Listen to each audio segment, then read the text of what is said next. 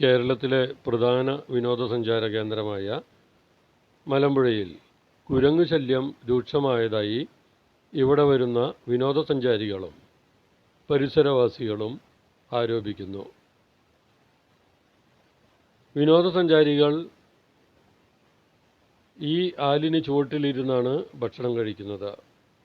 ഈ ഭക്ഷണത്തിൻ്റെ അവശിഷ്ടങ്ങൾ ഇവിടെ വലിച്ചെറിഞ്ഞ് പോകുന്നു. നമുക്കത് കാണുകയും ചെയ്യാം. മാത്രമല്ല, മാലിന്യങ്ങൾ നിറഞ്ഞ 2 ചാക്കും ഈ ആലിന് ചോട്ടിൽ കിടക്കുന്നുണ്ട്. ഇവിടെയുള്ള മാലിന്യങ്ങൾ തിന്നാനാണ് കൂടുതലായും കുരങ്ങുകൾ ഇവിടെ തമ്പടിച്ചിരിക്കുന്നത്.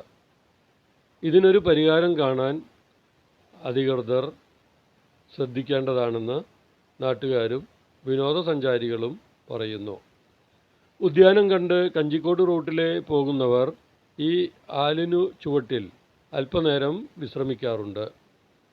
ഇങ്ങനെ വിശ്രമിക്കുന്ന സമയത്ത് വാഹനത്തിൻ്റെ ചില്ല് കയറ്റിയിടാൻ മറന്നുപോയിട്ടുണ്ടെങ്കിൽ കുരങ്ങുകൾ വാഹനത്തിനകത്ത് കയറി കണ്ടതെല്ലാം എടുത്തുകൊണ്ടുപോകുന്നു.